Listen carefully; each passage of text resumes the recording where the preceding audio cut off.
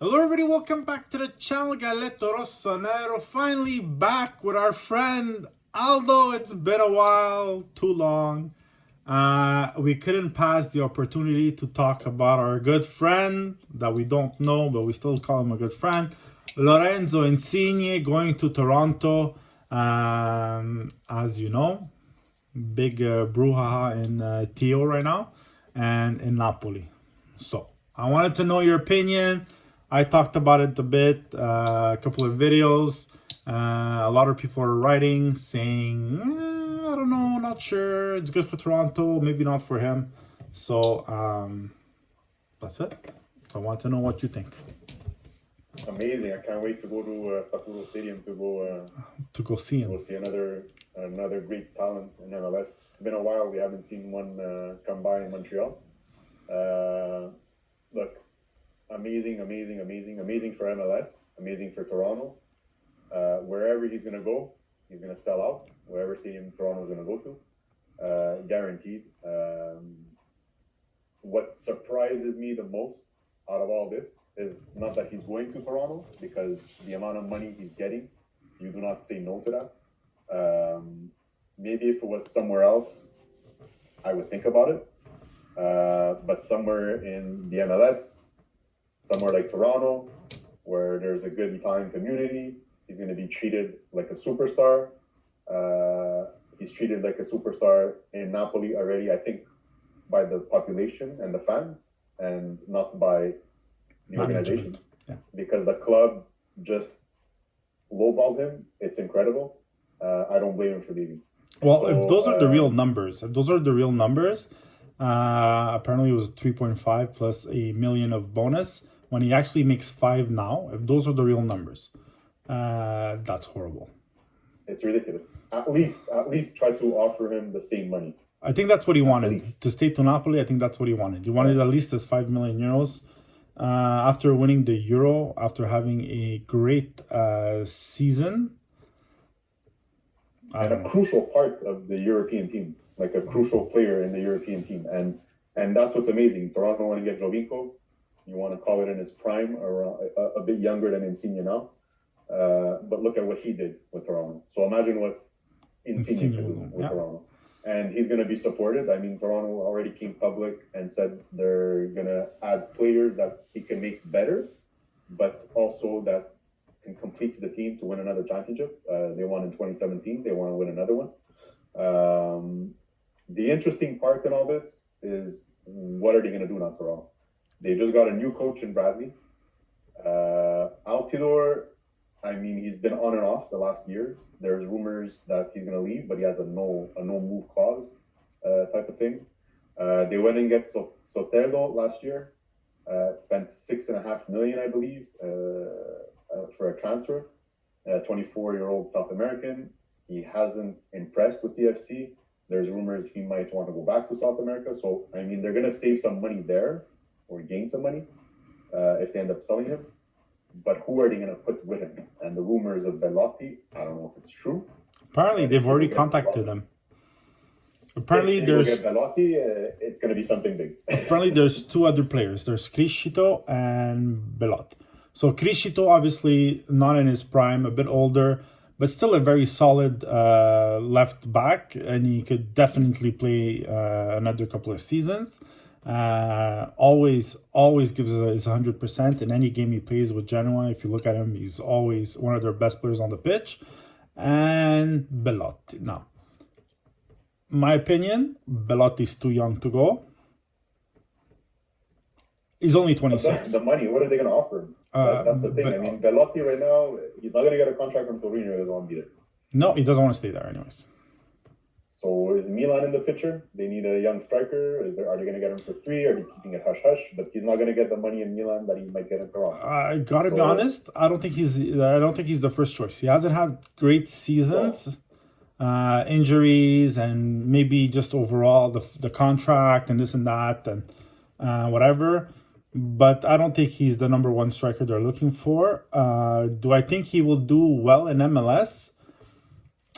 I gotta be honest. I'm not sure. Because MLS is a running league.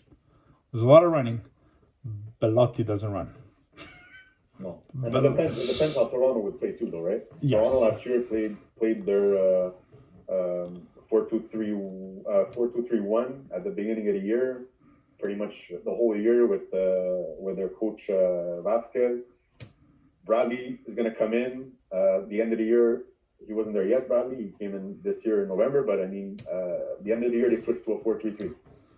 So now, what are they going to be playing with Insigne there? And Insigne, they're going to base everything on him. Absolutely, So, but he has to play on the left wing. So whatever he does, he has to play on the left. Exactly, that's the thing. He has to play on the left, and Soltero is a left winger. So I see Soltero, the purchase Toronto made last year, leave, and I see Insigne there, obviously. And what are they going to put? Are they going if they do a 4-3-3? That's the big question. Pozuelo's there, Osario's there that could play on the line, even though he's more of a midfield. So it's going to be interesting. Now they have the biggest piece of their team. They're going to be adding some pieces, and how are they going to play? And honestly, I haven't been excited for an MLS team in a while. I kind of disconnected with our home team here in Montreal. But this is kind of like, it's making the league talk. It's making everybody talk. It's perfect for the 2026 World Cup that's coming in North America, in Mexico, and here. So it's creating a buzz, definitely, and I can't wait. I love it. So, even though it's Toronto, I love it. Obviously, a lot of people in Italy not too happy with the move. A lot of ex-coaches, players, journalists are all saying that it's pretty much his last World Cup the upcoming year. They don't think he will be good enough for Mancini to call back in a league that's obviously not the same as Europe. So I don't know. That is this move gonna suddenly make him a bad player? That's what I don't get. They gotta get that mentality out. But still bring something to the national team. He has to be there. Listen, depends how. Listen, MLS is a different type of league. It's not as recognized, obviously, as the 5 bigs in Europe, and a lot of people are still of the opinion that if you don't play in the 5 big leagues, then the national teams don't really look at you. And unless you're called Alphonso Davis and you're 20 years old and you're ripping everybody apart, then it's one thing. Everybody else, I don't know. I don't know. Who's better than him right now? Even if he comes to MLS, who's better than him on the left? And it is Chiesa.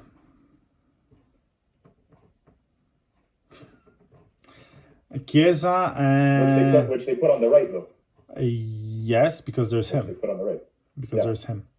But without him, who's better on the right? Who do they put on the right? Berardi. If Chiesa goes on the left. Berardi.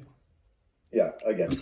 But Berardi wasn't a first. Berardi. I mean, and also, you don't necessarily have to play with the 3 behind La Punta. Like, you can switch up. No. You can switch it up. Like, eventually, to make room for Jorginho, Tonali, Locatelli, and whoever else. If you want to, they have to change it up. They can't play with. To me, if they don't have strong enough players to play in back of the striker, then you need to modify your midfield. You can't play with Jorginho and Verratti and then have the 3 in the front suck. Like, you need to adapt. I hope for him. Honestly, I hope for him he still has. I think for this World Cup, this tournament coming up. He's in the squad because he's playing the matches in March. So for sure he's in the team for December. But besides that, in 2 years from now, 32 years old. 2 years from now, he's going to be 32, 33 years old. I can see it a bit more. But if they lowball him and not make him play in the one coming up, I'm sorry, but I don't think. I think for this one he's playing, but the one after for sure. Even for the Euro, which is I think the year right after, I'm not sure he's gonna be there. I don't know. You're gonna go watch him? If he comes to, when he comes to Montreal, I think I'll go watch him. Absolutely.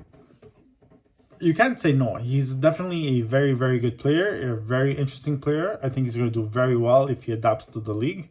We'll see, but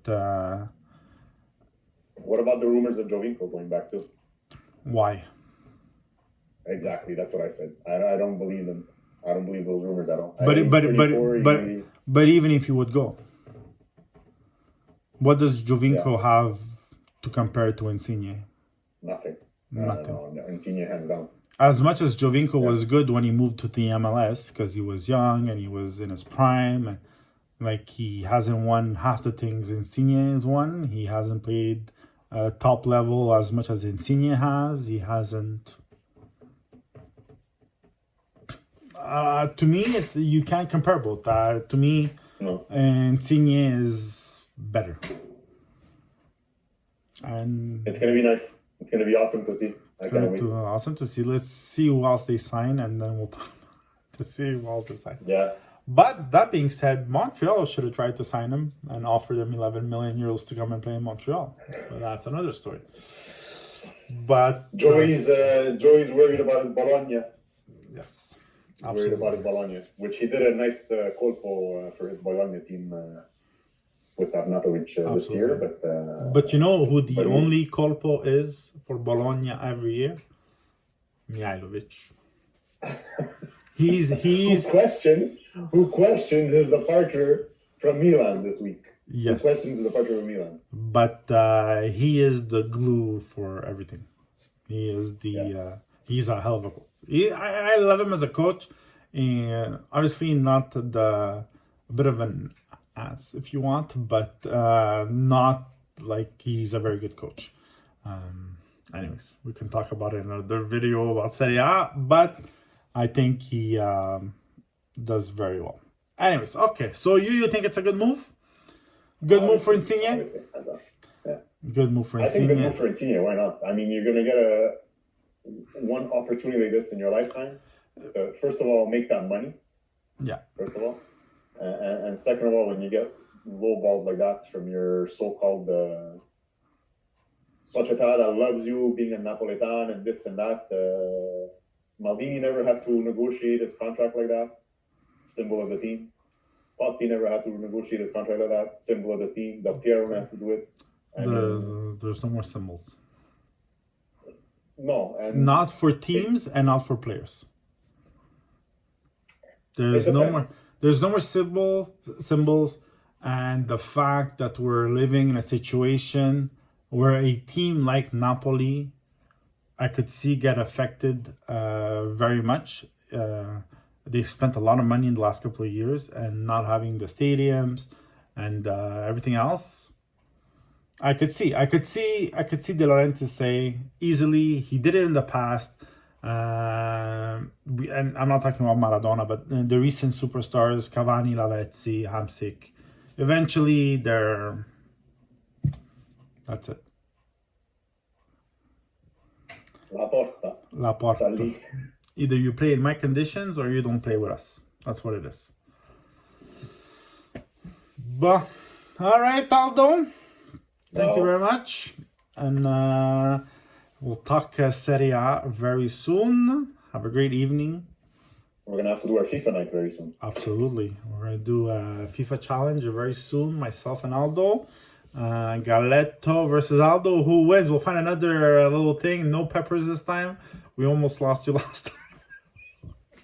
We won't do it this year. We'll find something else. But interesting. All right. Bravo. Have a good night. Alla prossima. Ciao.